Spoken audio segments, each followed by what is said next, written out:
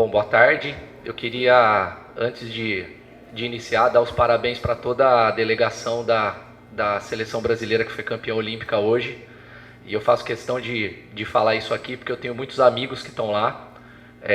Tem um colega de profissão que é o André Giardini, que eu enfrentei muito no Campeonato Brasileiro Sub-20. Ele pelo São Paulo, eu pela Ponte.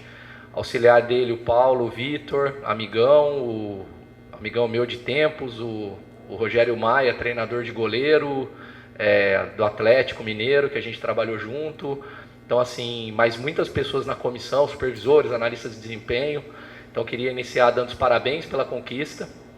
E também, principalmente, aos atletas que também, Guilherme Arana e Malcolm, que foram atletas meus no Corinthians, trabalhei com eles bastante tempo, conheci jovens, ver eles campeões olímpicos agora é muito legal.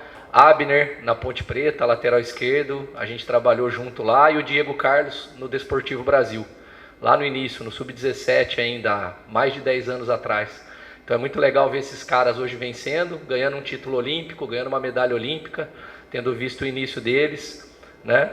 E é muito bom também porque a gente começa a mostrar que tem uma narrativa sendo construída, né, de que o treinador brasileiro não tem conhecimento e, na verdade, a gente é bicampeão olímpico. Ganhamos aí as últimas 2 Olimpíadas nos últimos 5 anos. Fomos campeões mundiais há 10 anos, sub-20. Fomos campeões sub-17 há 2 anos.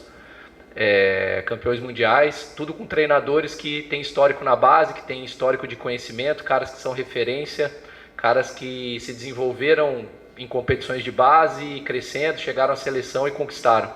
Então é muito legal isso, porque mostra que, na verdade, a gente tem que fazer mais as escolhas certas. Tem gente competente, tem gente boa, é só fazer as escolhas certas e buscar as referências certas para colocar os grandes profissionais onde eles merecem. Então, queria falar isso porque realmente mais uma conquista olímpica nossa, então parabéns a todos lá da delegação, comissão e jogadores.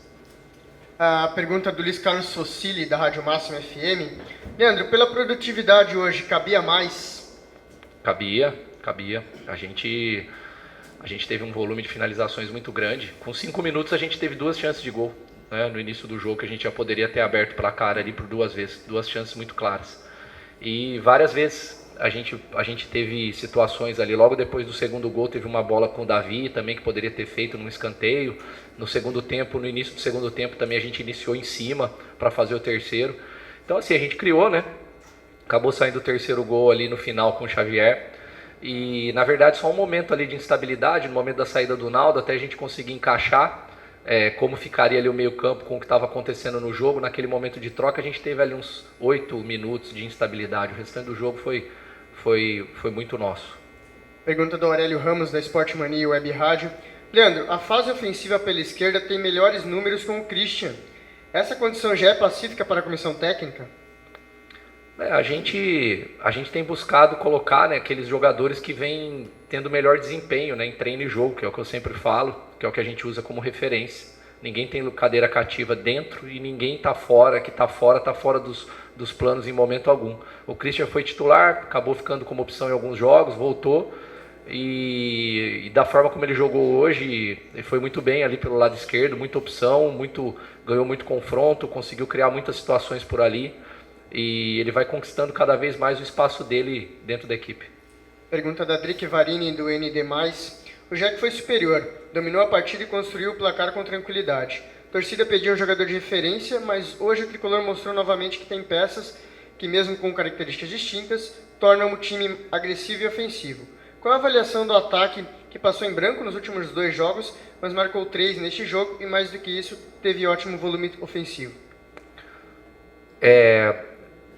Por mais que a gente já esteja aí quase numa reta final de primeira fase, um trabalho, ele demora algum tempo para ele se consolidando e que a gente vá conhecendo de fato os atletas, como eles respondem em cada jogo, né? Porque a gente tem aí 3 meses praticamente de trabalho, 3 meses e pouquinho, mas são poucos jogos, a gente joga uma vez por semana, então a gente tem que ver a resposta de todos os jogadores, sendo titular, sendo reserva, entrando, saindo durante o jogo, jogando por dentro, por fora, até que a gente vá descobrindo aonde cada um se conecta melhor com o outro dentro da equipe.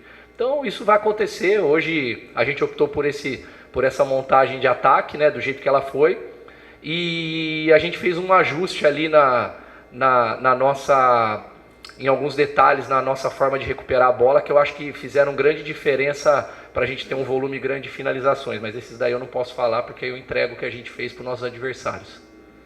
Pergunta do Bernardo Gonçalves, da Rádio Desk FM. Leandro, qual o motivo da saída do Packer depois do segundo gol? Foi pelo cartão amarelo ou questão física? Cartão amarelo, em seguida ele escorregou, eu fiquei com medo da gente perder ele ali já na jogada, que ele escorregou e deu um carrinho, né, sem intenção no adversário, e eu prefiro não correr o risco de perder um jogador tão cedo no jogo. Pergunta da Karine Silva, da Rádio Carpa. Leandro, hoje no jogo do Brasil, o Jardim mexeu e o resultado veio. E hoje você coloca o Xavier e ele fecha o placar.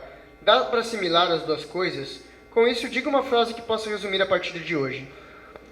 É legal essa pergunta porque ela dá a oportunidade de complementar o que eu falei no início, né? Sobre o trabalho do Jardine. Durante o jogo hoje, a partir dos 15, 20 minutos ali, começou-se a criar na transmissão da TV aberta que ele estava demorando para mexer. E se hoje acontece alguma eventualidade, ele perde o jogo, ia ter sido criado uma narrativa de que ele demorou para mexer e que por isso o Brasil perdeu o jogo. E na verdade ele demorou para mexer e foi campeão. Então a gente não pode confundir as coisas. Se o treinador demora em alguns momentos, prolonga a troca, é porque ele tem um plano, tem uma ideia, ele quer ver como o jogador ainda se comporta mais um tempo, tem algum motivo, às vezes, de algum jogador dentro do campo que vai preocupar daqui a pouco para ser trocado. Está dentro do trabalho. Então, a gente tem que ter bastante atenção em analisar a decisão do treinador mais do que julgar, porque às vezes a gente julga sem saber tudo que está acontecendo, a conversa ali no banco de reserva, o que o jogador passou, se ele vai aguentar mais 5 minutos, mais 10, né? Algum outro que não está a princípio contando como troca. Então a gente deveria sempre tentar analisar o que o treinador está fazendo nessa perspectiva e saber que quem está de fora não tem todas as informações do que a gente que está dentro. Nem a gente que está dentro tem todas, né? Às vezes o jogador, para ficar em campo, ele fala que aguenta ficar um pouco mais, você termina a terceira troca, agora a quinta no caso, e aí em seguida ele tem cãibra. E aí você fica com o jogador a menos, porque ele quer ficar em campo e quer jogar, né? Então assim, tem várias coisas que a gente pesa para fazer uma substituição e do porquê às vezes não fazer. E no caso hoje o Xavier foi premiado, né? O Xavier vinha sendo titular, passou alguns jogos agora não sendo titular, e hoje ele teve a oportunidade, né, de retornar à equipe, jogar bastante tempo, e foi bem, teve um desempenho bom, terminou o jogo inteiro, tanto que no final do jogo ele estava toda hora na área, ele fez o terceiro gol, teve uma jogada pela direita. Então, isso é do jogo. Quanto à frase, não sou muito, né, não tenho muito essa característica, não sou tão criativo assim a ponto de ter uma frase, mas é um jogo que, pensando assim no jogo, um resumo do jogo, era um jogo em que a gente tinha que se manter atento o tempo todo para que a gente não perdesse controle do jogo. E nos momentos que a gente se perdeu um pouco de concentração após o segundo gol, a gente começou a oscilar um pouco mais do que a gente estava na partida. Então basicamente foi isso, é um jogo de manter o nível de concentração alto o tempo todo.